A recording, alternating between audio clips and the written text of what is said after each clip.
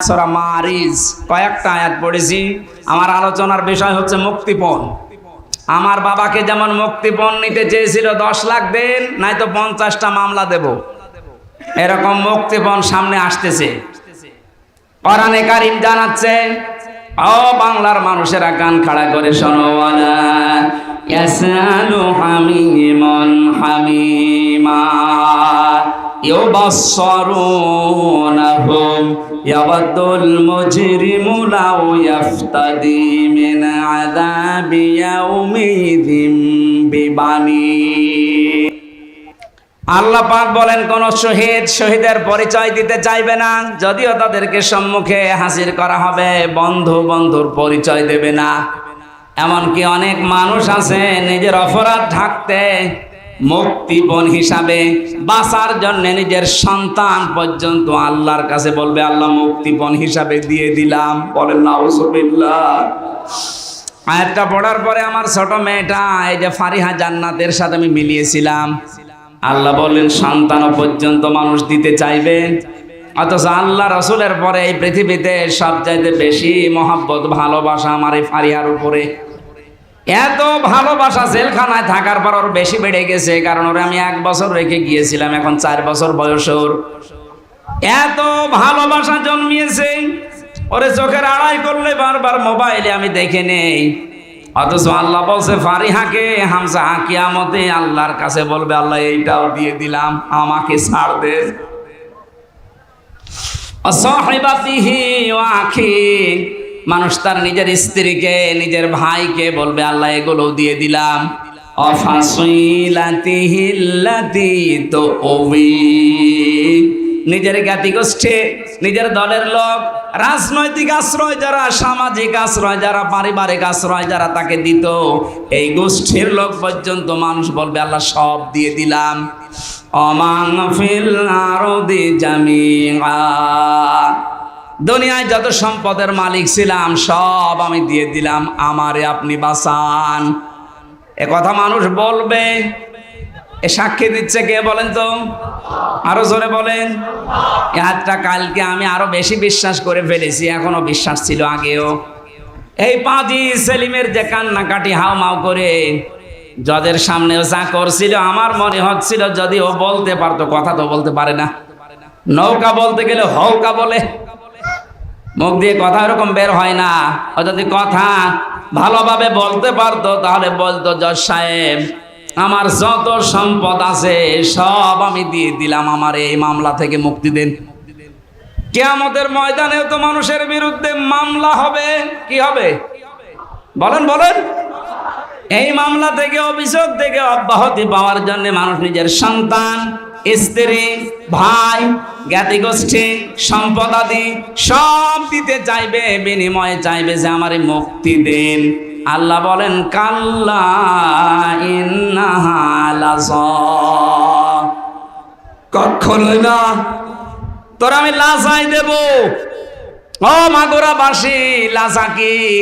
এটা জাহান্নামের একটা দরজার নাম। জাহান্নামে একটা দরজা 7টা, তার 3 নাম্বার দরজার নাম হচ্ছে লাজা। এত ভয়ঙ্কর, এত কঠিন এই জায়গাটা, আল্লাহ নিজে পরিচয় দিচ্ছে, নাজ্জাআতাল লিশাওয়া। এখানে প্রবেশ করার সঙ্গে সঙ্গে মানুষের চামড়া খসে যাবে। আমি কিছু ভয়ঙ্কর জায়গা দেখেছিলাম, রিমান্ড আমাকে নিয়েও গিয়েছিল, যে এই জায়গায় মানুষের নখ তোলা হয়, এখানে মানুষকে মেশিনের ভেতরে দিয়ে পানির সাথে মিশিয়ে দেওয়া হয়, কিছু চামড়া সঙ্গে সঙ্গে খসে যায়, এরকম কোন জায়গা আমার নজরের সময় পড়েনি। অথচ আয়াত দ্বারা আল্লাহ জানিয়েছেন, নাজ্জাআতাল লিশাওয়া। কি করেন কি এগুলো মোনাজাতের আগে দেওয়া যায় না? আরে ভাই যা করে আমি তো দেখেন, যাবো তো জায়গা মতো।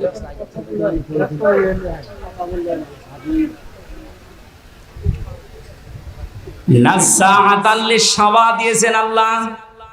এ ঘরটা এমন ভয়ঙ্কর ভাবে আল্লাহ বানিয়েছেন, প্রবেশ করার সঙ্গে সঙ্গে আপনার চামড়াগুলো আগে খসে পড়ে যাবে। আল্লাহ পাক বলেন, এই ঘর কাদেরকে ডাকবে জানো মাগুরাবাসী? তাদউ মান আদবারা ওয়া তাওয়াল্লা। এই লাজা নামে জাহান্নামের দরজা দিয়ে আল্লাহ তাদেরকে প্রবেশ করাবে, আর এই দরজা তাদেরকেই ডাকতে থাকবে যারা সত্যের আহ্বান শোনার পরে অহংকার করে ঘাড় ঘুরিয়ে এদবার করে চলে গেছে। আর বাংলাদেশে এই প্রকৃতির মানুষ বেশি। সত্যকে সত্য জানার পরে চোখে আঙ্গুল দিয়ে দেখানোর পরে অনেকে মানতে চায় না, বলেন না এ আমার দলের লোক না, এ আমার বাবার মুরিদ না, আমি মানি না। এরকম কথা দেশে আছে না নেই?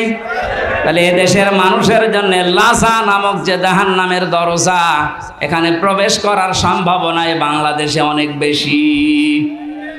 যারা সত্যকে সত্য জানার পর অহংকার করে ঘাড় ঘুরিয়ে নেন, যারা এতবার করেন, যারা সম্পদ আদি জমা করে রাখে আর এগুলো সংরক্ষণ করা যায় কোন কায়দায়, সেই চিন্তা ভাবনায় মেতে থাকে।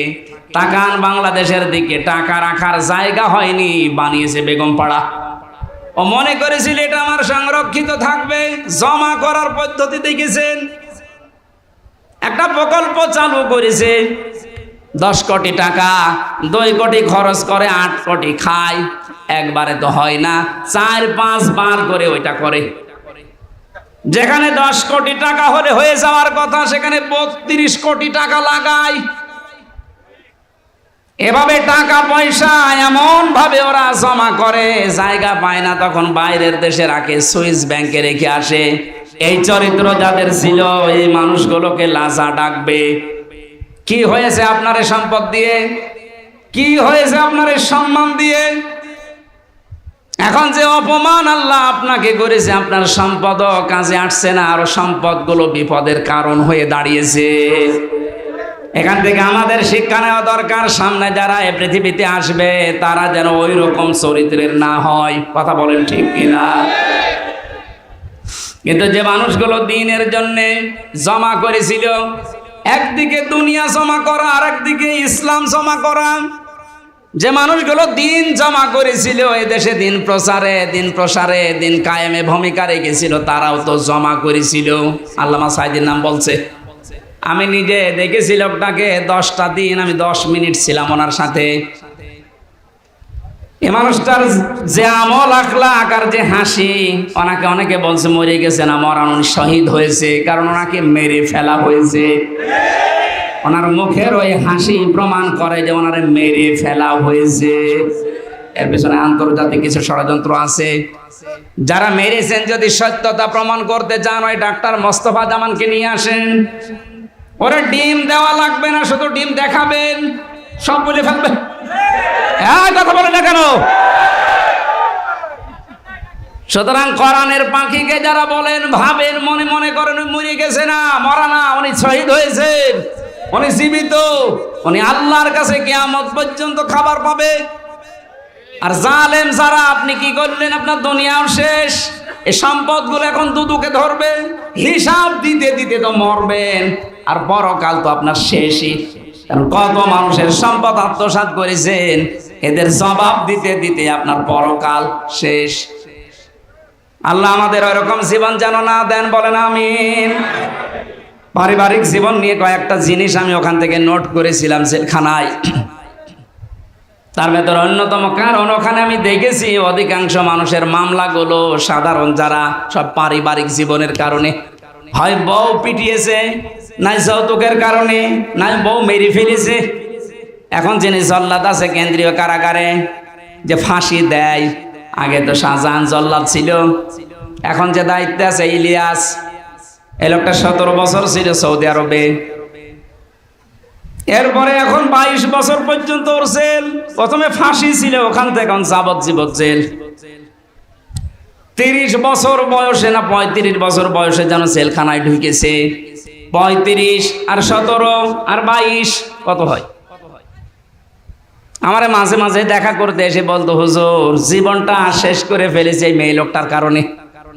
বিয়ে করেছিলাম বড় আশা নিয়ে, বাড়িতে আসার পরে আমার মার সাথে বর কোনো মিল নেই, কিছু হলে ঠোকামুখি করে, আর আমারে বলে আলাদা হওয়া লাগবে। মাকে, আর আমার বোন ছিল, বোনকে কিছু দিলেই ওর চোখ টাটায়। মা বোন যারা এসেছেন, আপনাদের মন আপনি উদার করবেন, আপনার নিজের মা, নিজের ভাই, নিজের বোনের জন্য যদি আপনার স্বামী খরচ করে, আপনি আরো বাহবা দেন যে হ্যাঁ খুব ভালো মানুষ। আর স্বামীকে যে ছোটবেলা থেকে 25 বছর 30 বছর পর্যন্ত ওর পেছনে শ্রম দিল, ওই মা বাবা ভাই বোনের পেছনে একটু খরচ করলে আপনার চোখ টাটায়, আপনি মানুষ। নবীজি বলেন কোন স্ত্রী যদি চায় যে তার স্বামী বেশি দিন বেঁচে থাক, তার হায়াত বেড়ে যাক, তার সম্পদ তার সম্মান দুনিয়ায় বেড়ে যাক, তাহলে সেই স্ত্রী যেন মাঝে মাঝে স্বামীকে বারবার অনুরোধ করে, স্বামী তুমি আর যাই করো অন্তত রক্তের সম্পর্কগুলো ঠিক রাখো। কিন্তু এরকম বউ এখন ঘরে ঘরে নেই। মা বোনেরা যারা এসেছেন, শুধু নামাজ পড়া রোজা করার কালো বোরকা পরা ইবাদত না, এটা পারিবারিক জীবনের ইবাদত। এই ইবাদতটা আজ বাংলাদেশের 100টার 98টা পরিবারে নেই। বেশি বলে ফেললাম না? এটাই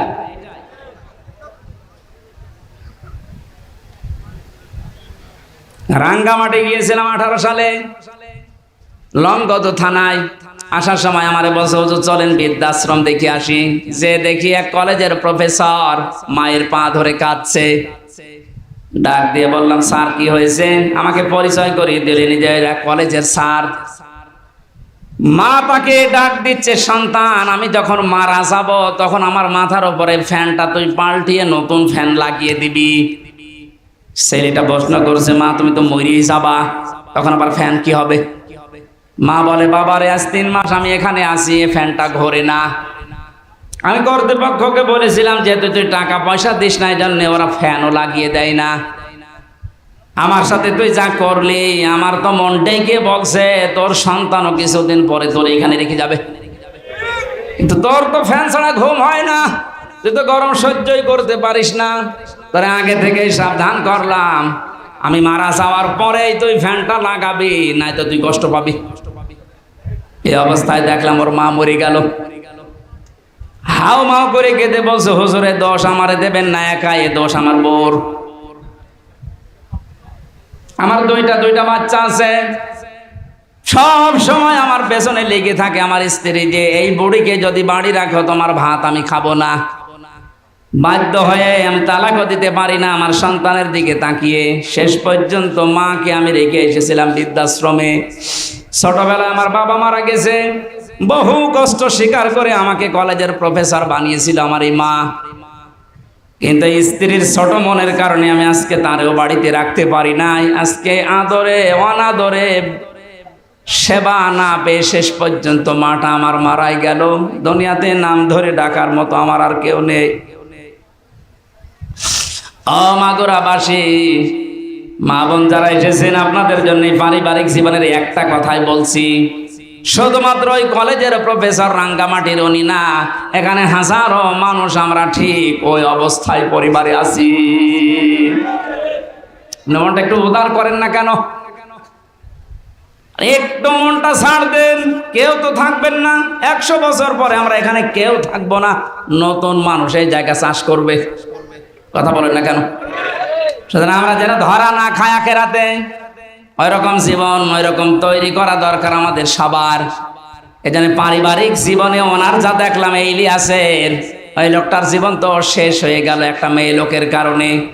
শেষ পর্যন্ত ঘ্যানর দেখে একদিন একটা থাপ্পড় দিয়েছিলাম, ও ছাতা গেছে মরে।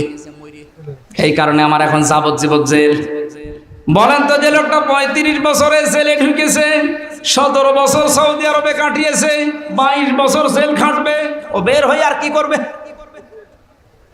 খুব বড় একটা না, সামান্য একটা পারিবারিক বিষয়ে। এইটা আমি নোট করেছিলাম জেলে বসে বসে, যে পারিবারিক জীবনের দাম্পত্য কলহ এবং এর সমাধান কি করা যায়। যেহেতু এইটা নিয়ে 100 জনের প্রায় 70 জন জেল খাটে। আমি লিখে এখন বাইরে এসে বই করেছি, ওইটা আপনার মেয়েকে বিয়ে দেওয়ার আগে পড়াবেন, বউকে পড়ান, ফুফুকে, নিজের মাকে, বোনকে, এদেরকে পড়াবেন। আমার মনে হয় পরিবারে আল্লাহ শান্তি ফিরিয়ে দেওয়ার কাজ ওখানে লিখে দিয়েছি। কোন জায়গায় আছে আমি জানি না, আমার গাড়ি আছে, সাদা গাড়ি, ড্রাইভারের কাছ থেকে নিয়ে যাবেন। অন্তত মেয়েকে আগে পড়ান আর বউকে। ইবাদত করতে হলে ইবাদতের মতো করা লাগবে। যেখানে আছেন যদি ওই অবস্থায় আপনার জীবন কেটে যায়, লাতার কাবন্না তবাক নাং তবাক, হে নবী যেখানে আছেন ওখানে থাকলে হবে না, আপনাকে উপরে ওঠা লাগবে। এক স্তর থেকে আপনাকে আর এক স্তরে নিয়ে যেতে চাই। বাচ্চারা যখন জন্ম দেয় দেখবেন ছোটবেলায় এই জন্মগ্রহণ করা বাচ্চাগুলো মানুষ ডাক্তারের কাছে নিয়ে যায়। ডাক্তার প্রথমে ওজন দেয়, মনে করেন 1 বছর বয়স ওর ওজন হয়েছে 3 কেজি। কত? 3 কেজি বা 5 কেজি। 1 বছরে ওর ওজন। এ 5 কেজির বাচ্চাকে আপনি 2 বছর পরে আবার নিয়ে গেলেন, ডাক্তার আবার ওজন দিচ্ছে 5 কেজি আছে। নাকি অসুস্থ না সুস্থ? বলেন বলেন। জন্মের পর থেকে আমরা মনে হয় এদেশে মুসলমান হয়ে, যেহেতু জন্মগ্রহণই করেছি মুসলমানের ঘরে, আর 96% মুসলমান এই দেশে আছে, এই কারণে এরকম অনুষ্ঠানগুলো আমরা অন্তত এদেশে আবহমান কাল থেকে চলে আসতেছে।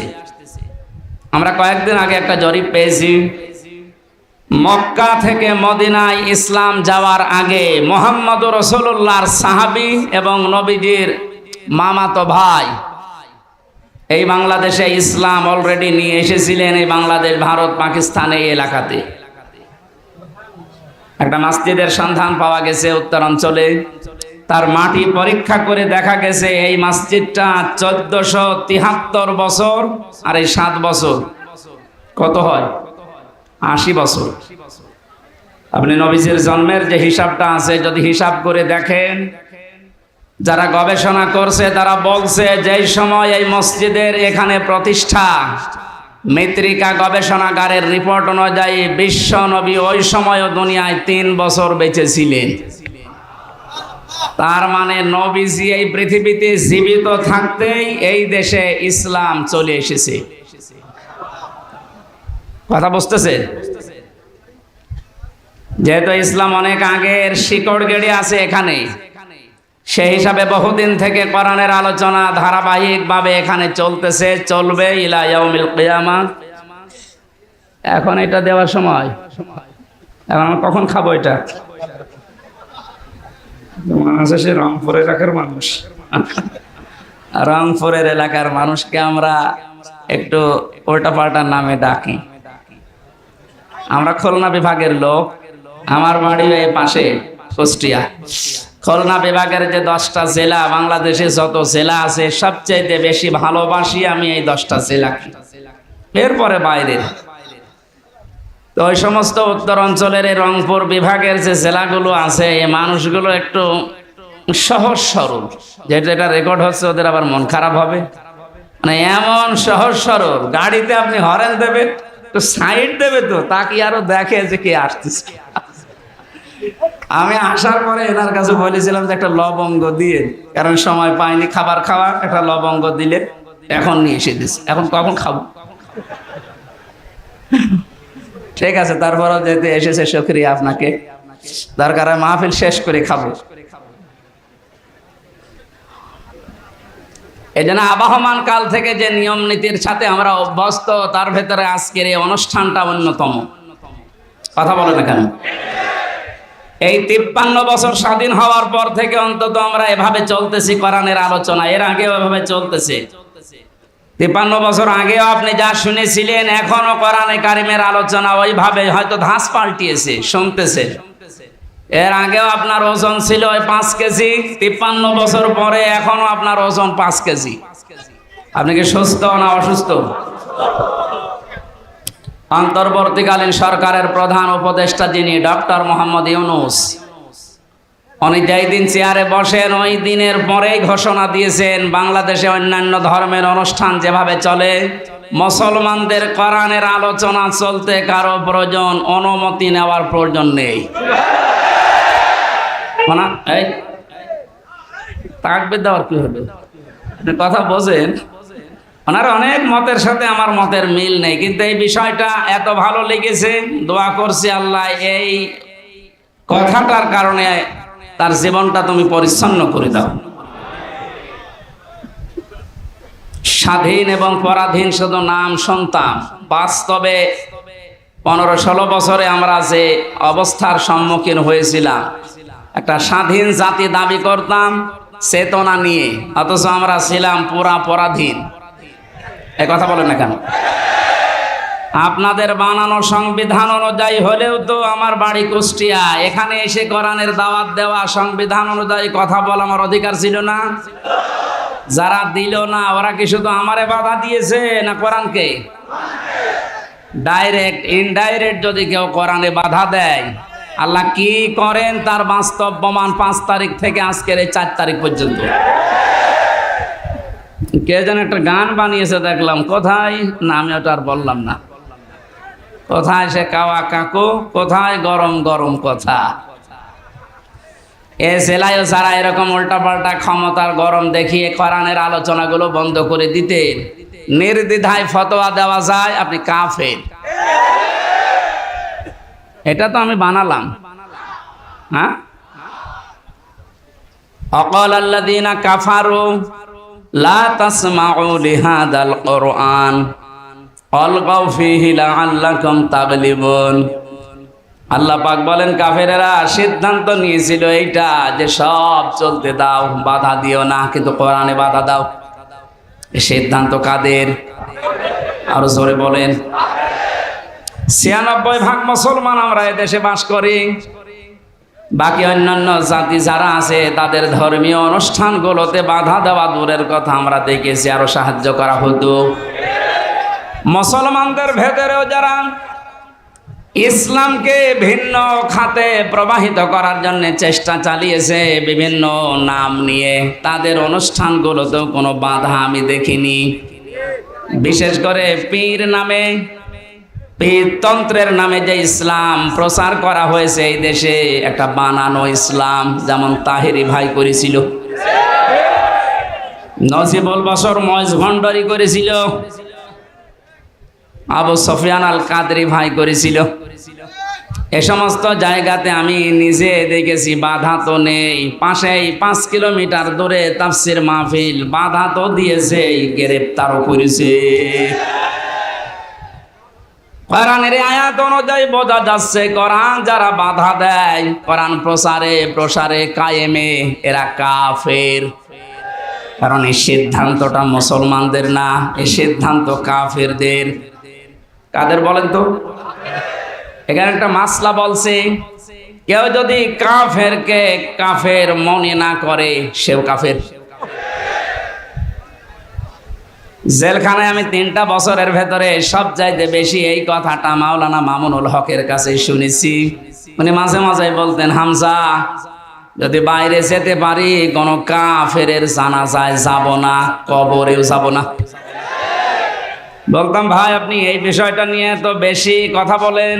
দেখো কোরআনে কারিমে আল্লাহ জানিয়েছেন, ওয়ালা তুসাল্লি আলা আহাদিম মিনহুম মাতা আবাদা ওয়ালা তাকুম আলা কবরি ইলা আখিরি আয়াত। সূরা তাওবার 84 নম্বর আয়াতের প্রথম অংশে আছে আল্লাহ পাক বলেন, হে নবী এরা মারা গেলে এদের কবরের পাশে দাঁড়ানো দূরের কথা, এদের জানাজার নামাজ পড়া দূরের কথা, আপনি এর পাশ দিয়েও যাবেন না। যদিও তাকুম আলা কবরের ব্যাখ্যা 2টা পেয়েছি তাফসিরে।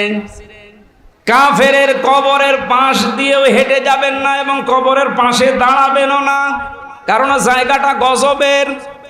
কিসের? কাফেরকে যেখানে মাটিতে রাখা হয় ওই জায়গাটা গজবের হয়ে যায়। এর প্রমাণ আবু জেহেলের কবর।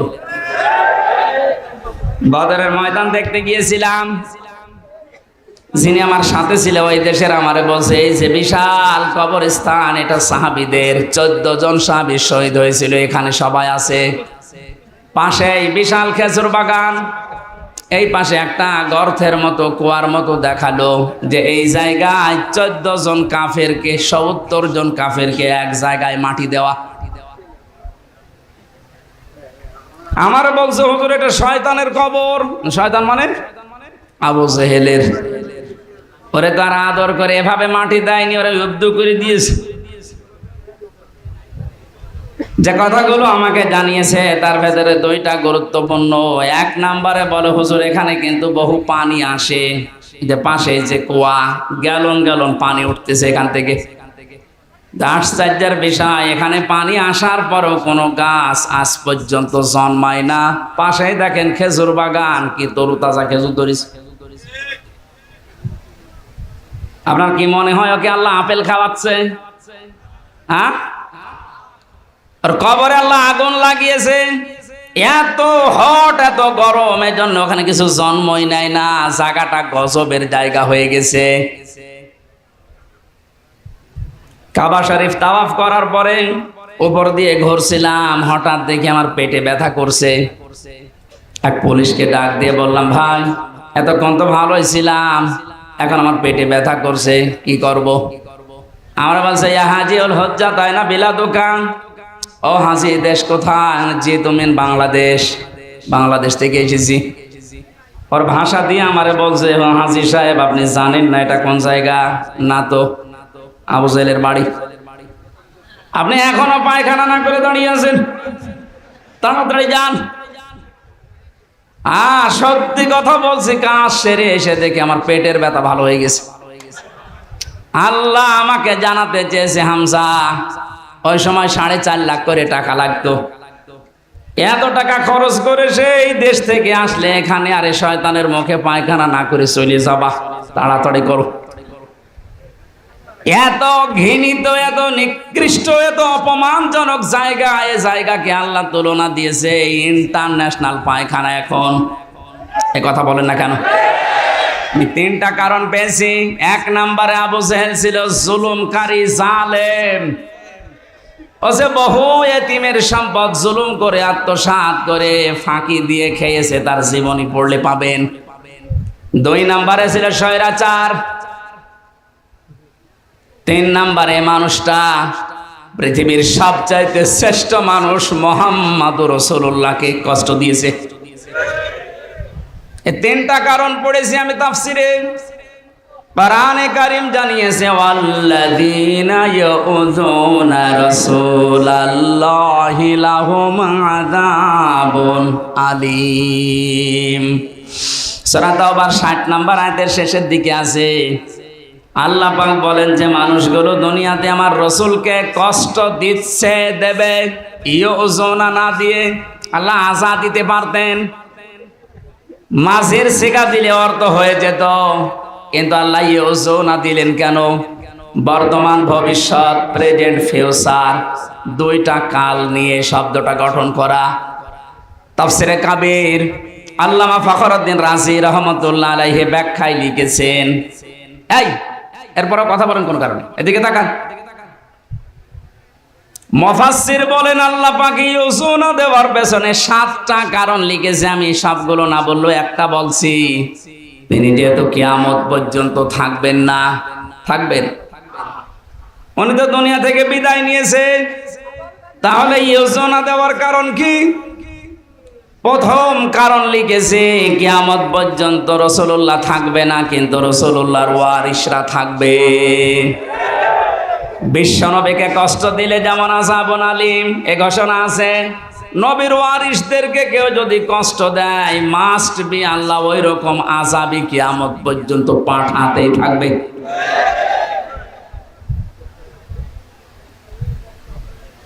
এই আয়াত অনুযায়ী বোঝা যাচ্ছে আজ নবীজি দুনিয়াতে নেই, বিশ্ব নবীর ওয়ারিস যারা আলেম, সত্যিকারের আলেম যারা, আলেম হলেই হবে না, আলেম তো বহু আছে আমরা দেখতে পাচ্ছি। ফরিদউদ্দিন মাসুদ আলেম, এই কথা বলছে না কেন? মুফতি ফয়জুল্লাহ তো আলেম। বাইতুল মুকাররমের সাবেক খতিব যেটা পালিয়েছে, এই যে পাশের জেলায় বাড়ি, ওইটাও তো আলেম। একটা রাষ্ট্র কত নিচে নামলে, কত দুর্নীতিগ্রস্ত হয়ে গেলে জাতীয় মসজিদের খতিব পর্যন্ত পালিয়ে যায়, বলেন তো? জাতীয় মসজিদের খতিব পর্যন্ত যদি পালিয়ে যায়, এ দেশে আর বাকি থাকার কথা?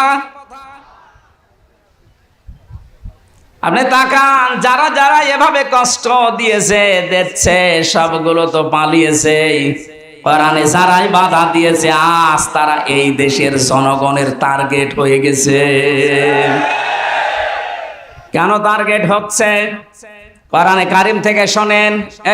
এদিকে তাকান, জায়গাটা ভেজা না? কষ্ট হচ্ছে। যে ইবাদতে কষ্ট বেশি ওই ইবাদতে সওয়াব বেশি হয়, এজন্য একটু সহ্য করেন।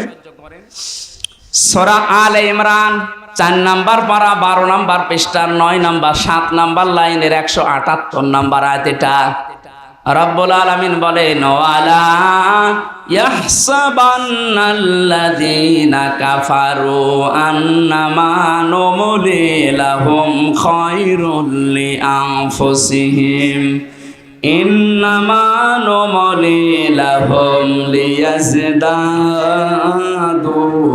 ইসমা ওয়া লাহুম আযাবুম মুহিন। আমি আয়াতটা পড়লাম, তাফসীরের সাথে মিলালাম, দেখলাম না বাস্তবতায় খাপের খাপ মুনতাজের বাপ মিলে যাচ্ছে। আল্লাহ পাক বলেন, হে নবী, কাফেরেরা ধারণা করে তাদের যে ক্ষমতা, তাদের যে অর্থ সম্পদ, বিত্ত বৈভব দেওয়া হয়েছে, এগুলো মনে হয় তাদেরকে কল্যাণের জন্য ভালোবেসে আল্লাহ দিয়েছে। আপনি কখনো এটা মনে করবেন না কাফেরদেরকে আমি যা দিয়েছি একটাও মঙ্গলের জন্য না। এ ক্ষমতার চেয়ারে বসিয়ে এদেরকে দিয়ে জুলুম করায়, অত্যাচার করায়, এই কারণে, কারণ যেন ওদের পাপের বোঝা পরিপূর্ণ হয়ে যায়। এদেশের জালেমদের অবস্থার দিকে তাকান তো, পাপের বোঝা পরিপূর্ণ হওয়ার পরে আল্লাহ কিন্তু ধরেছে। এই 15-16 বছর বহু মহারথী চেষ্টা করেছিল এই জালেমদের বিপক্ষে, এক চুল নড়াতে পারে নাই। আপনি কি মনে করছেন বিডিআর হত্যায় কারো কোনো হাত ছিল না? সব এখন বের হচ্ছে। এখন যিনি স্বরাষ্ট্র মন্ত্রণালয়ের দায়িত্বে আছে আজকে ঘোষণা দিয়েছে সব আমি বের করব। এটা তার ফেরেশতা এসে ঘটায়নি। আমি 3 বছর জেলে থাকা অবস্থায় বহু বিডিআর কি পেয়েছি। এই মানুষগুলোর কথা শুনলে যত কঠিন হৃদয়ের মানুষও মন নরম হয়ে যাবে, অথচ জালেমদের মন নরম হয়নি। পঞ্চগড়ের এক মুরব্বীকে পেয়েছিলাম, উনি আমার মাঝে মাঝে বলতেন, হুজুর আমার আর 1 মাস পরে আমার চাকরি শেষ হয়ে যেত, কিন্তু বিনা কারণে এই যা 14 বছর আমি আটক অবস্থায় আছি। আপনি এই লোকটা কিয়ামতে যদি বিচার দেয় আপনি কি জবাব দেবেন? অন্যগুলো বাদই দিলাম, ওই একটা দুইটা না, আমি প্রায় 12টা-13টা বিষয় সামনে আনতে পেরেছি। সর্বশেষ 2024-এর 1000-এর উপরে গণহত্যা। পাপ যখন পরিপূর্ণ হয়ে গেছে, আল্লাহ বলেন, ইন্না বাতশা রব্বিকা লাশাদীদ। হে নবী, আপনার রবের ধরা বড় শক্ত ধরা। আমি এমনিতেই কাউকে কিছু বলি না, কিন্তু যারে ধরি ওরে আর ছাড়ি না। এমন ধরা ধরেছে, আপনি দেখলেন দরবেশ পর্যন্ত দাড়ি কেটে ফেলেছে। গত পরশুদিন আমার যত মামলা ছিল সব খারিজ করে দিয়েছে। আমি যখন আদালত থেকে বের হচ্ছিলাম দেখলাম হাজী সেলিম, এর নামে হাজী লাগালে গোনা হবে, এটা পাঁচই সেলিম। হাও মাও করে এজলাসে কাঁদতেছে। ওর যে অপকর্মের ফেরেশতা এই 16 বছরে শয়তানও এত অপরাধ করে নাই।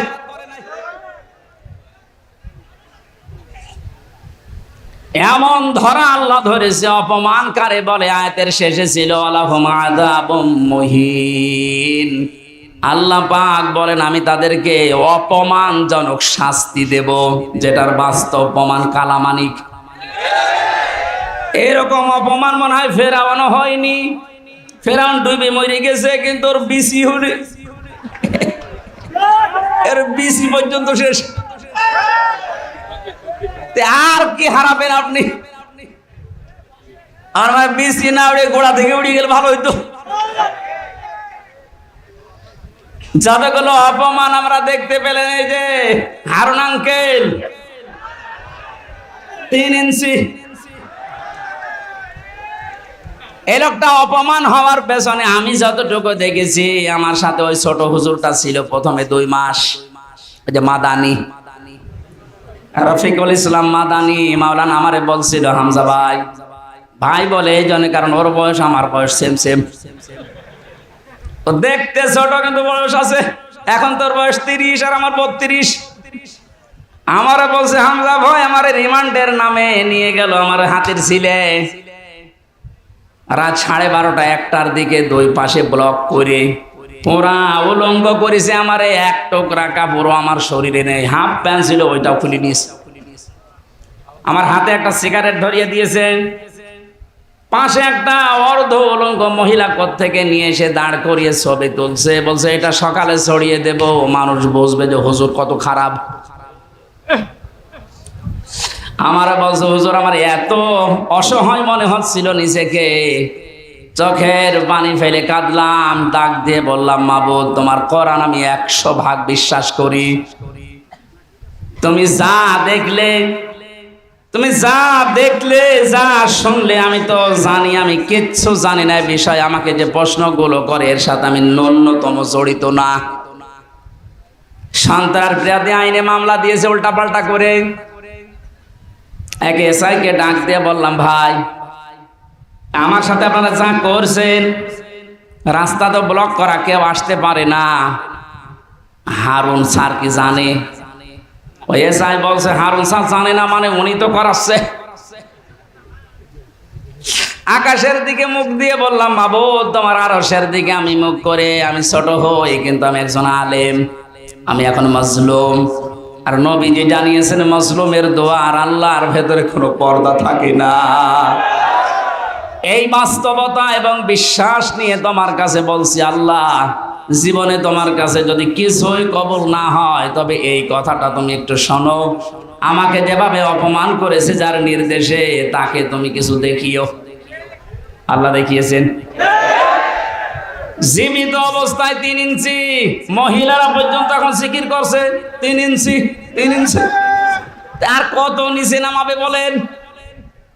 এত গেল 3 ইঞ্চির হিসাব। আমার মনে হয় যে চেহারা এখনো লুকিয়ে আছে, যদি রাস্তাঘাটে জনগণ পার পিটিয়ে মেরে ফেলবে। এই জালেমকে যদি কেউ সাহায্য করে কথা দিয়ে, সমর্থন দিয়ে, সাপোর্ট দিয়ে, সে আল্লাহর নবীর দল থেকে খারিজ হয়ে কাফের হয়ে যায়। কত বড় ভয়ঙ্কর কথা, তিরমিজি হাদিস। কেউ যদি জালেমকে সাহায্য করে, সহযোগিতা করে, কথা দিয়ে, সাপোর্ট দিয়ে, যেভাবেই হোক যদি জালেমকে কেউ সহযোগিতা করে, নবীজি জানিয়েছেন সে আমার উম্মত থাকে না। বাংলার মুসলমানেরা নবীর উম্মতের বাইরে যারা তারা কি? আরো জোরে নাম ধরা লাগবে। আর সুতরাং জুলুমের সাথে যারা জড়িত ছিলেন, বাংলাদেশ জামাত ইসলামের শ্রদ্ধাভাজন আমির ডাক্তার শফিকুর রহমান ঘোষণা দিয়েছেন আমরা সাধারণভাবে আমাদের কোনো অভিযোগ নেই, আমাদের রাজনৈতিক দল হিসাবে যত জুলুমের শিকার মাফ করে দিলাম, কিন্তু ব্যক্তিগতভাবে যদি কেউ জুলুমের শিকার হয়ে থাকে আরও যদি প্রতিশোধ নিতে যায় ওই পরিমাণ আমাদের পক্ষ থেকে বাধা নেই। সেই হিসাবে আমি যেহেতু ভিকটিম, আমরা মাটির নিচে রেখেছিল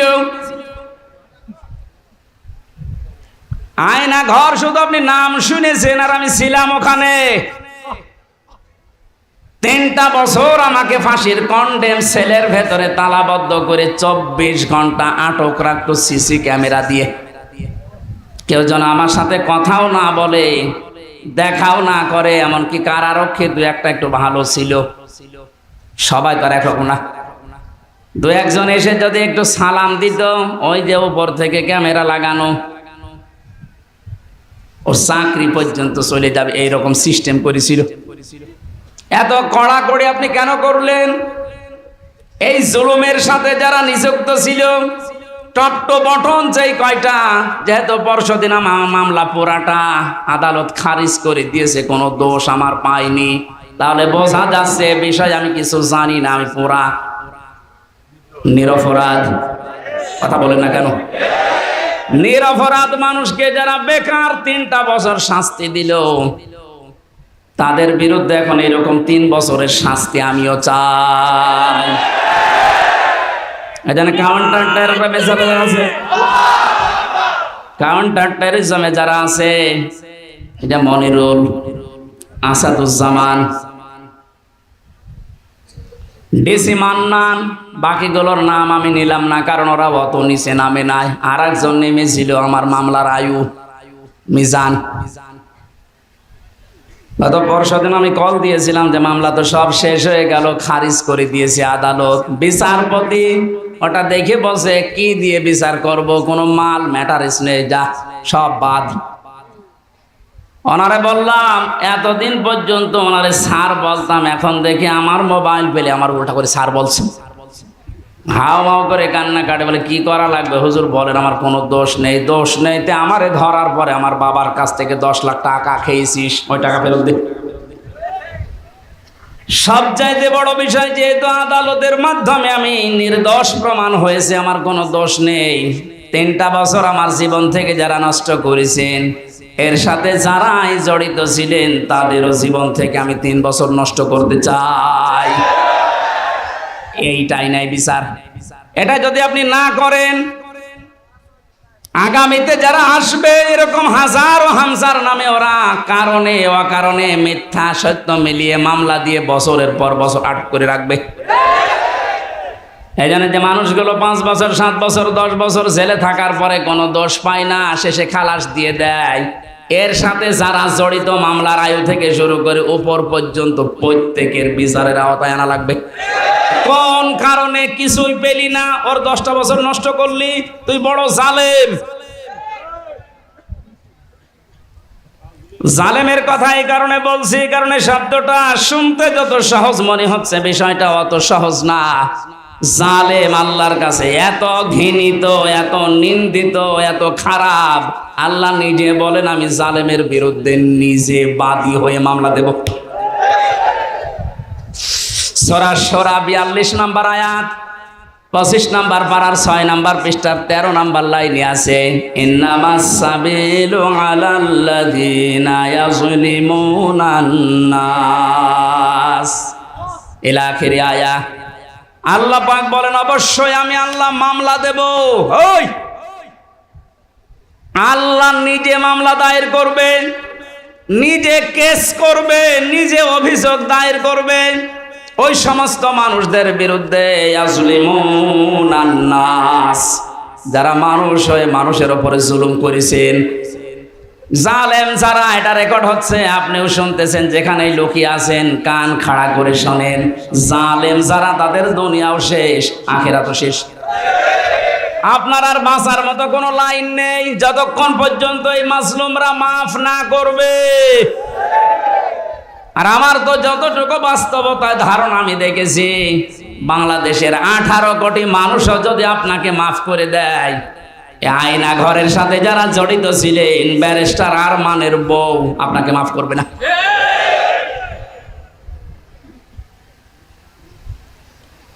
কি অসহায় মনে হতো নিজেকে, মাটির নিচে একদিকে, পেছনে হাত বাঁধা, কালো কাপড় দিয়ে চোখ বাঁধা, ডান্ডা বেড়ি দেওয়া পায়ে, মাজায় দড়ি দিয়ে 11 ঘন্টা টাঙিয়ে রেখেছে। তাও যদি একটা অপরাধ করতাম মেনে নিতে পারতাম, কিচ্ছু জানি না ওই বিষয়ে। কোন পাগল কোন ছাগল নাকি সে সিরাজগঞ্জ থেকে গেছে সংসদ ভাঙবে একটা কাঁচি নিয়ে, তারে পুলিশে ধরেছে, এই এখানে কে, সংসদ ভেঙে ফেলবো। কাঁচি দিয়ে সংসদ ভাঙা যায়? বম মারলে ওড়ে না, আর তুমি কাঁচি নিয়ে এসেছো। ও নাকি বলেছে যে আমি হুজুরের ওয়াজ শুনে উদ্বুদ্ধ হয়ে সংসদ ভাঙতে এসেছি। কোন হুজুর? আমি রামজা, ধরে নিয়ে আয়। এই যে আমার অপরাধ। আমি বারবার বলার চেষ্টা করেছি 164-এ ম্যাজিস্ট্রেটের কাছে, স্যার আমার ওয়াজ আপনার মোবাইলও আছে, আপনি দেখেন তো আমি কোন ওয়াজ করলাম যে আমার ওয়াজ শুনে উদ্বুদ্ধ হয়ে সংসদ ভাঙতে গেল। বলে আমার হাত বাঁধা, কিছু করার নেই। বিচার ব্যবস্থা কোথায় নামিয়েছেন আপনি? এই ব্যবস্থার কারণে হাজার হাজার মানুষের জীবন নষ্ট করেছেন, দুনিয়া থেকে পর্যন্ত বিদায় করে দিয়েছেন। হাজী সেলিমের যে টর্চার সেল পুরান ঢাকায়, ওখানে নাকি মাটির নিচে যেখানে অত্যাচার করতো ওখানে অনেক হাড় গোড় পাওয়া যাচ্ছে, তার মানে অনেক মানুষের মৃতদেহ আছে। আর শয়তান কালকে দেখলাম কাঁদতেছে এজলাসে, আমি কিছু জানি না মানে ওরা ডিম দেওয়া দরকার। জালেমদের কোনো ছাড় নেই, যারা এই জালেমদের সহযোগী ছিল একটাকেও যেন ক্ষমা করা না হয়। 1628 জন মানুষ দায়িত্বে ছিল, মেন জালেম যে তার পক্ষে ছিল 1628 জন চেয়ারধারী লোক। এদের একটারও বিচার না করে ছাড় দেওয়া যাবে না। যদি ছাড় দিয়ে দেন আগামীতে কিন্তু এই জুলুম আবার আসবে। এই জন্য বাংলাদেশ জামাতে ইসলামের যিনি শ্রদ্ধাভাজন আমির ডাক্তার শফিকুর রহমান একটা ঘোষণা দিয়েছে, আমরা এক জালেমের কাছ থেকে মুক্ত হয়ে আর কোন জালেমকে দেখতে চাই না। এ কথাটা অনেকেই নিজের গায়ে পেতে নিয়েছে। আরে ভাই, অনেকে আপনার নাম ধরে বলেছে, তাহলে আপনি নিজে জুলুম করবেন এরকম আশায় আছেন, এই কারণে নিজের নামের দিকে নিয়ে নিচ্ছেন।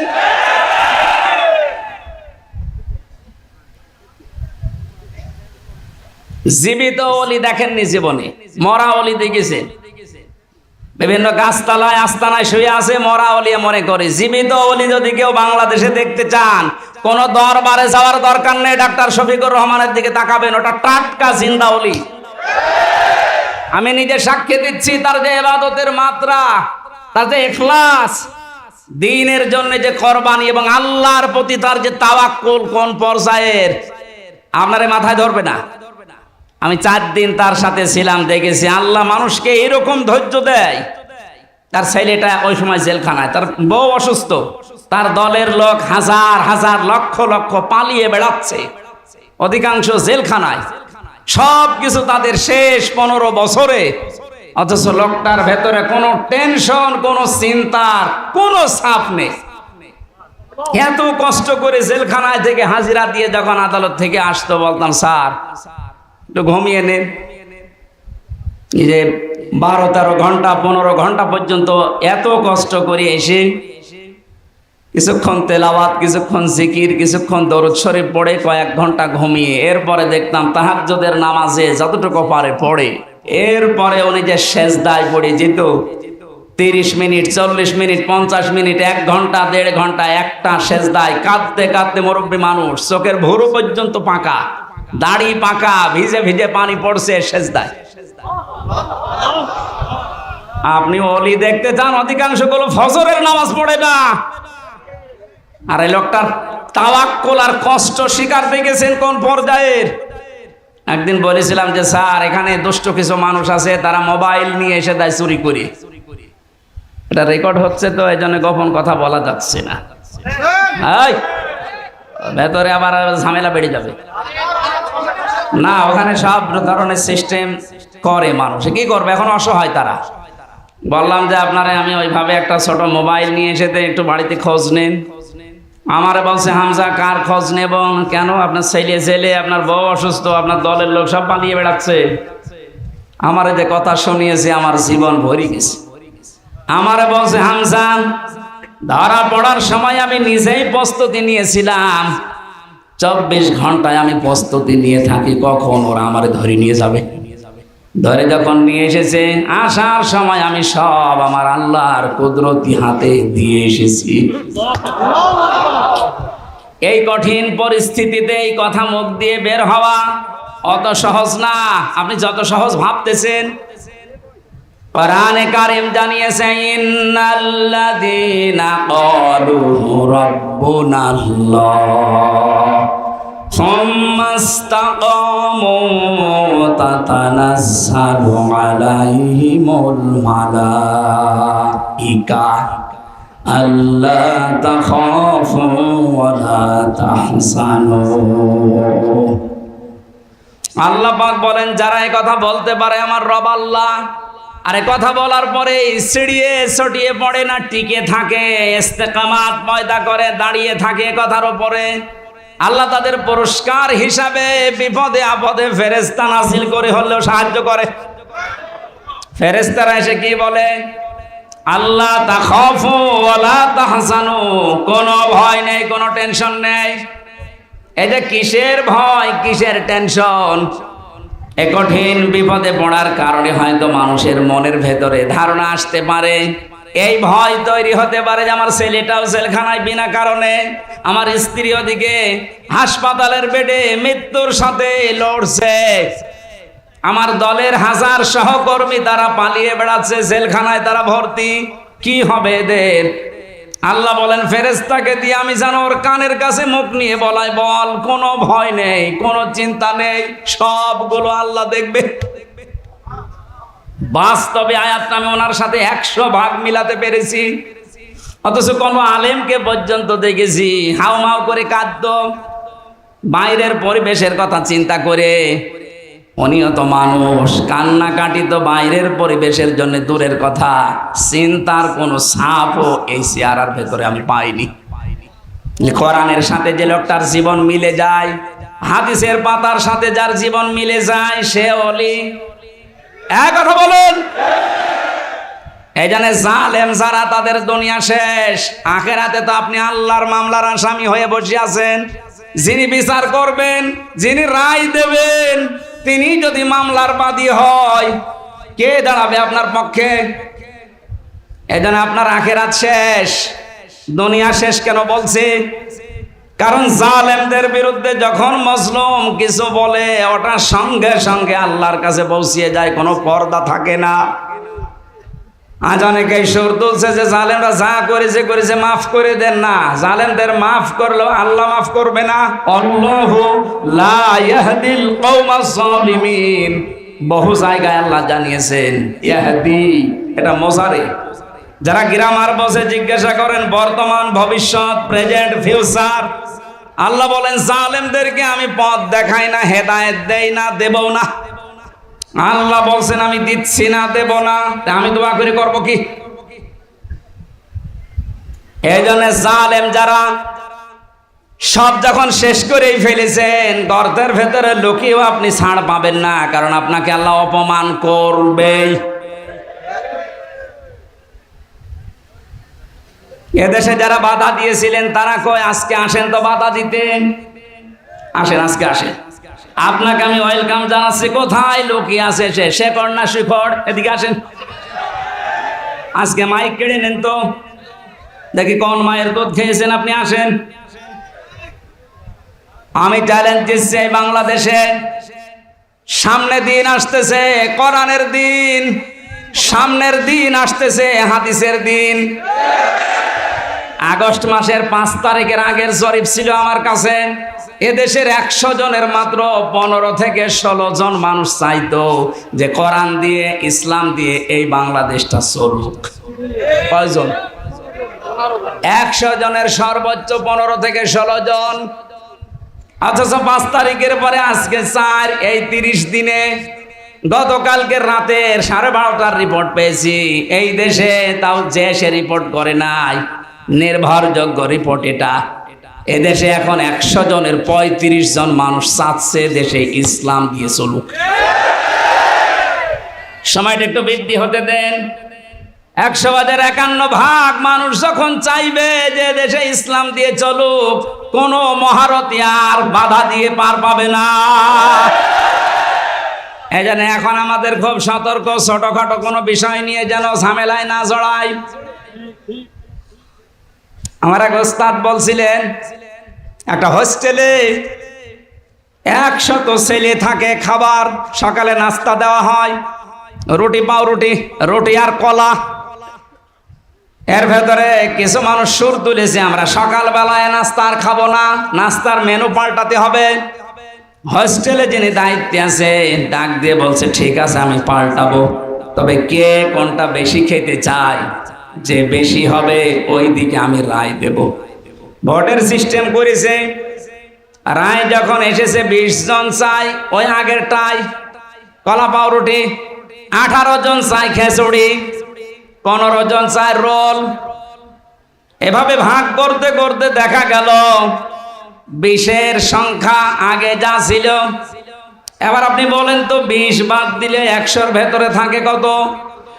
আরো জোরে, 80 জন যদি সব একমত হতো, এ নাস্তার মেনু পাল্টানো সহজ ছিল না কঠিন ছিল? এ বাস্তবটা এখন আমাদের সামনে। এদেশে নাস্তিক, মোরতাদ, রাম, বাম, এই ইনু নুনু, এ মেনন আর কালামানিক বেশি না। এরা যা চাচ্ছে, এরা খুব মিলি হলেও 20 জন হবে, আর আমরা যারা টুপিওয়ালা আমরা 80 জনের উপরে। ওই 15 জন, 18 জন, 16 জন গুলো না করে আমরা যদি সব এক হতে পারি, নাস্তার মেনু এতদিন যা চলছে এটা পাল্টানো সম্ভব। কারণ এই 53 বছরে বাবা চালিয়েছে, আমরা দেখেছি। আমি দেখি না, মুরব্বীরা দেখেছে, কারণ আমার তো 32। স্বামী চালিয়েছিল, আমি দেখি নাই, মুরব্বীরা দেখেছে। চাচা চালিয়েছিল, সকালে এক কথা বলতো, বিকেলে আর এক কথা। সেও দেখলাম 9 বছর। ববু চালিয়েছিল বিভিন্ন কায়দায়, ভাবিও চালিয়েছিল। এক কথা বলেন এখানে, সবারটাই দেখেছি। এখন শুধু বাকি আছে এ কোরআন দিয়ে সংসদ চললে কেমন দেখা যায়।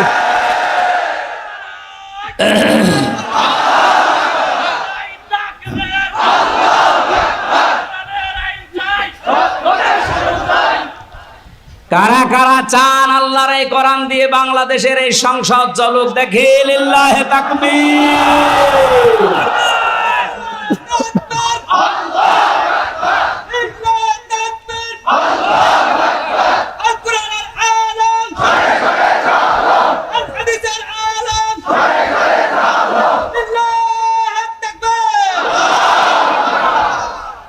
এই জন্য আমরা 80 জন যেহেতু আছি, আমরা যেন এই মত পার্থক্য ছোটখাটো বিষয় নিয়ে, কেউ 15 জন, কেউ 16 জন, কেউ 18 জন, তাহলে কিন্তু ওই 20 যা এসেছে ওইটাই থেকে যাবে। হ্যাঁ, কথা বলেন না কেন? আমরা আর কোনো ছোটখাটো বিষয় নিয়ে মত পার্থক্য করতে চাই না। আমাদের এক যে কোরআন দিয়ে সংসদ চলবে, সেই আসুক। এটা অনেক জালেমরা তো বুঝেছিল, পালিয়েছে। অনেক মুনাফিক এখন অনেকে মুনাফিকি করছে, বুঝতেছে, এই জন্য সুর তুলছে, না এভাবে আর চলতে দেব না, তাড়াতাড়ি তাড়াতাড়ি। কিসের তাড়াতাড়ি? আপনি কি স্বাধীন করে দিয়ে গেলেন? যারা স্বাধীন করেছে তারা যা বলবে তাদের ওটা অনুযায়ী দেশ চলবে। এতে যদি 3 মাস হয়, 3 বছর হয়, 6 বছর হয়, 10 বছর হয়, হোক, কোনো অসুবিধা নেই।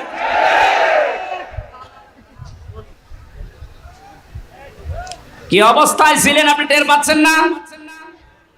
কয়েকদিন আগে বাংলাদেশ জামাত ইসলামী কুষ্টিয়া জেলা শাখার উদ্যোগে 500 আলেমকে ডাক দিয়েছিল, সব ঘরনা। 3.5 ঘন্টা আলোচনা হয়েছে, কোনো বাধা নেই, যে যার মতো কোরআন হাদিস দিয়ে বলেছে। আপনি বলেন তো, আগস্টের 5 তারিখের আগে 500 না 5 জন আলেম এক জায়গায় হলে টিকে থাকতে পারতো? কোথায় ছিলেন আর কোথায় এসেছেন? মুনাফিকি করা বাদ দেন। জীবন যারা দিয়ে গেল, আজ ওদের বিরুদ্ধে অনেকে ফতোয়া তুলছে। বৈষম্য বিরোধী ছাত্র আন্দোলনে যারা শহীদ হয়েছে, এরা নাকি শহীদ না, বুক পেতে আত্মহত্যা করেছে। শয়তানি করার জায়গা পাচ্ছ না। শহীদ যারা, এদেরকে যদি কেউ মুখ দিয়ে বলে যে না এরা শহীদ হয়নি, এটা পুরা কোরআনের বিরুদ্ধের কথা। সূরা বাকারা 154 নম্বর আয়াত, আলা তাকুলু লিমান ইয়াকতালু ফি সাবিলিল্লাহি আমওয়াত বাল আহইয়াউ ওয়ালাকিন লা তাশউরুন। সূরা বাকারার 154 নম্বর আয়াতে আছে, হে নবী, মুখ দিয়ে কোনো দিন এই কথা যেন কেউ না বলে যারা মারা গেছে, না ওরা শহীদ হয়েছে, ওরা মারা গেছে, কথা বলবেন না। কারণ যারা শহীদ হয় ওরা জীবিত, কিন্তু তোমরা টের পাও না। তাই মানুষ যেহেতু মুখের পরে অন্তরে ধারণা করতে পারে, আল্লাহ ধারণার উপরে নোটিশ দিয়েছে, এই আলা তাহসাবান্নাল্লাযীনা কুতিলু ফি সাবিলিল্লাহি আমওয়াতা বাল আহইয়াউন ইনদা রাব্বিহিম ইরযাকুন। সূরা আলে ইমরান 169 নম্বর আয়াত। আল্লাহ পাক বলেন, মুখে তো বলবি না, ধারণাও করবি না যে যারা শহীদ হয়েছে ওরা মরে গেছে, না, এই ধারণাও করা জায়েজ নেই, হারাম। কেন? বালা হইয়া, ওরা জীবিত। ওরা কি? আরো জোরে বলেন। ইনদা রাব্বিহিম ইরযাকুন, তারা আল্লাহর কাছে রিজিক পাচ্ছে। আমি কয়েকদিন আগে গিয়েছিলাম শহীদ আবু সাঈদ রংপুরের কবর জিয়ারতে এবং বাড়ি দেখতে। ওর বাবা এসে আসার পরে জিজ্ঞাসা করলাম ছেলে মেয়ে কয়টা? 6টা ছেলে, এটাই ছোট ছিল। ও ছোটবেলা থেকেই প্রতিবাদী, অন্যায় দেখলে কিছু নেই হাতে তারপরও প্রতিবাদ করত। এত বড় জুলুমের বিরুদ্ধে প্রতিবাদ করার জন্য যেটা হাতে নিয়েছিল, কোন অস্ত্র ছিল? কি ছিল? একটা গাছের ডাল। আরে কালা মানিক বলছে না, ওর হাতে অস্ত্র ছিল। ডাল যদি অস্ত্র হয়, তুমি যে কলা পাতায় শুয়েছিল ওইটা অস্ত্র।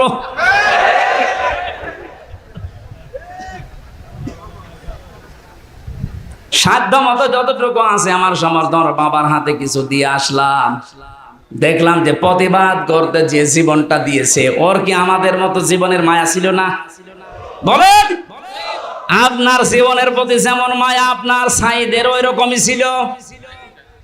সাঈদ না, সাঈদ আবু সাঈদ রংপুরের, যেভাবে বুকটা পেতে দিয়েছে দেখেছেন।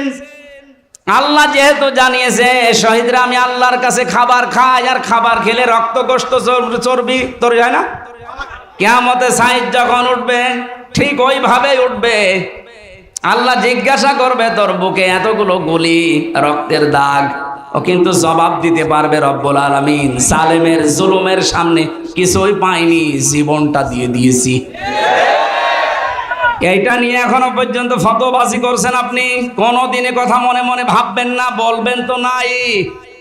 বৈষম্য যখন দূর করার জন্য আন্দোলন হয়েছে, আমরা চাই যে সংস্কার যখন আরম্ভ হয়ে গেছে, এদেশের যত রকমের জঞ্জাল আছে সব জায়গায় যেন অতি দ্রুত সংস্কার করা হয়।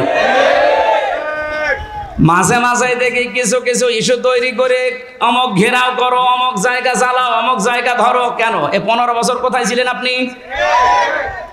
আনসারের নাম নিয়ে যারা আজ নেমেছে, 42,000 আনসার নিয়োগ হয়েছে ক বছরে, তার 32,000 হচ্ছে গোপালগঞ্জের, আর বাকি 63টা জেলা। আমরা কি ঘাস কাটছি? তার মানে বোঝা গেছে সব আপনাদের বানানো।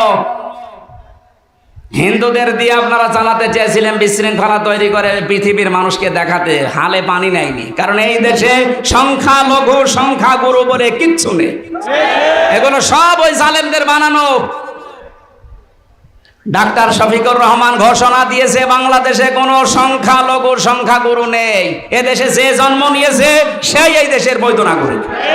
কিসের সংখ্যালঘু, কিসের সংখ্যাগুরু? এই কথা বলে জালেমরা ওদের মন থেকে এই দেশের ইসলামপন্থী মানুষদের ঘৃণা জন্মিয়েছে। ওদের দিয়ে যখন শুরু করেছিল হালে পানি নেয়নি, তারপরে শুরু করেছে আনসার দিয়ে। আরে ভাই, পুলিশ দিয়ে যদি দেশটা চলতে পারে, আনসার ছাড়া চলবে এক আর দুই। যদিও আমি পুলিশ প্রশাসনে যারা আছে তারা এখন সবাই খারাপ না, কয়েকটা লোকের জন্য আজ এই বিভাগের উপরে মানুষের যে রাগ। আমার নিচতলায় ভাড়া ছিল এক পুলিশ, 5 তারিখের পর থেকে কোথায় যে গেছে আল্লাহ জানে আর ও জানে। কারণ ওখানে 14 জন মারা গেছে আমার বাড়ির সামনে। পুলিশ এইভাবে অস্ত্র ঠেকিয়ে মেরেছে। এজন্য মানুষের এত রাগ, থানা পদ পুড়িয়েই দিয়েছে। জানিয়েছে যদি ওই সাহেব আলী নামে যে দারোগাটা, ওরে যদি পাই, ও যেমন গুলি করে করে মেরেছে, ওরে আমরা পিটিয়ে একেবারে আনারের মতো 14 টুকরা 15 টুকরা করে। ভয়তে আজও পালিয়েছে, কালও পালিয়েছে। কিন্তু আমার বাড়িতে যে ছিল, ও ছিল রাস্তার পুলিশ, ওই ট্রাফিক পুলিশ, কিন্তু ওই ভয়ে পালিয়েছে। এই প্রশাসনের এর উপরে এখনো পর্যন্ত আমাদের যাদের ক্ষোভ, সবার জন্য না, যেই কয়জনের নির্দেশে এই গণহত্যা হয়েছে, এদের কারণে এই বিভাগটা নষ্ট হয়ে গেছে। মানুষ এদের উপর আস্থা আনতে কিছু সময় লাগবে, কিন্তু যারা এর জন্য দায়ী, আমরা এই টপ টু বটন যেই কয়জন এদের শাস্তি দাবি করছি। এরা বহু মানুষের বুক খালি করেছে। এদের জন্য আয়না ঘরে হাজার হাজার মানুষের হাড় পাওয়া যাচ্ছে। আপনার বিবেক জীবনও সায় দেবে না যদি আয়না ঘরের দৃশ্য দেখেন। একটা মানুষ এত শক্ত হতে পারে? আমার সাথে যে আলেমটা ছিল মুফতি ফখরুল ইসলাম, মানে মাঝে মাঝে রাতের বেলা দেখতাম কেঁপে উঠছে, কি ভাই কি হয়েছে? বলছে ভাই আমার ওই হায়না ঘরের কথা মনে হয় মাঝে মাঝে। এই পায়ের নিচ দিয়ে হাত দিয়ে সামনে যে রড ঝোলানো আছে রডের সাথে দিয়ে হ্যান্ডকাপ দিয়ে লাগিয়ে রাখতো, 1-2 ঘন্টা না, দিনের পর দিন, মাসের পর মাস। আমার মাঝে মাঝে মনে হতো আল্লাহ, এই দুনিয়াতে মনে হয় সবচাইতে বড় নিয়ামত যে একটু শুয়ে থাকা। এটা যে কত বড় নিয়ামত আমি ওই ঘরে থেকে বুঝতে পেরেছি। টয়লেট করার জন্য মানুষ মাত্র 1.5 মিনিট সময় দিত, খাবার খেতে দিত কয়েক মিনিট, তাও খাবার নাকি মনে হচ্ছে কে মাখিয়ে দিস,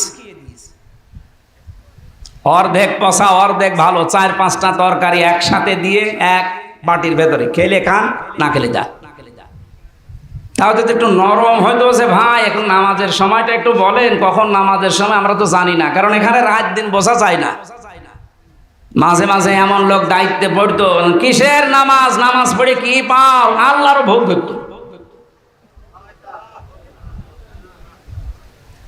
যেই কয়জন মানুষের দ্বারা আজ পুলিশ প্রশাসনের সবার উপরে মানুষের রাগ ঝাল অনেকে মিটাচ্ছে, এই কয়জন মানুষের শাস্তি আমরা দাবি করছি, সবার না।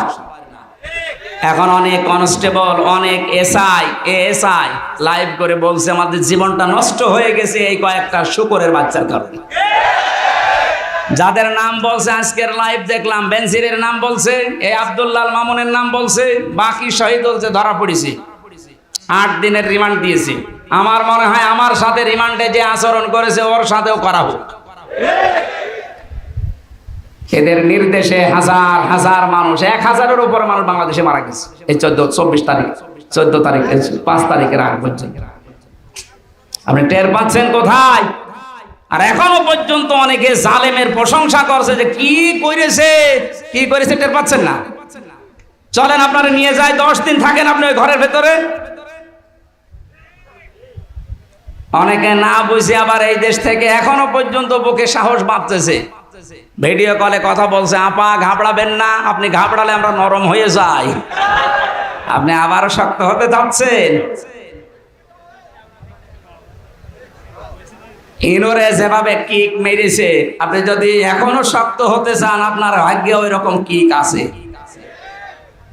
না। জালেমরা আর মাথা উঁচুকে দাঁড়াতে পারবে না এই দেশে, কারণ কোরআনের ঘোষণা হচ্ছে জালেমরা অতি শীঘ্রই তাদের জুলুমের জন্য কাঁদবে। কালকে আমি হাউমাউ করে কাঁদতে দেখলাম পাঁচি সেলিমকে। এই জন্য কোনো মানুষ জুলুম করবেন না, খুব মারাত্মক অপরাধ এটা। এর চাইতে বড় অপরাধ আর দুনিয়ায় নেই, তার দুনিয়াও শেষ, আখিরাতও শেষ। আল্লাহ আমাদেরকে যেন কোনো জুলুম করা থেকে বাঁচান, সে পারিবারিক জীবনের জুলুম হোক, সামাজিক জীবনের জুলুম হোক, রাজনৈতিক জীবনের জুলুম হোক, সব জুলুম থেকে আল্লাহ আমাদের রক্ষা করেন, বলেন আমিন। আল্লাহ আমাদের তৌফিক দিন। আমরা যেহেতু দিনের বেলা একটা অনুষ্ঠান ছিল আর কালকেও ডবল অনুষ্ঠান আছে, জেল থেকে বের হয়ে স্বাভাবিক হতে পারছি না, কারণ ওরা যা খাওয়িয়েছে অত খাবার না, বেঁচে থাকার মতো। এই জন্য স্বাভাবিক হতে কণ্ঠ এবং শরীর সময় লাগবে। আগামীতে মাগুরাতে পরশুদিন 7 তারিখে, পরশুদিন কয় তারিখ? 6 তারিখ, 7 তারিখে, পরশুদিনের পরের দিন 7 তারিখে মাগুরা মাহফিল আছে আমার। ওখানে মনে হয় 3টা থেকে 5টা পর্যন্ত শ্রীপুর, মাগুরা শ্রীপুরে, ওখানে একটু যেন আমরা কথা বলবো। আল্লাহুম্মা আমিন। লা ইলাহা ইল্লা আনতা সুবহানাক ইন্নী কুনতু মিনাজ জালিমিন।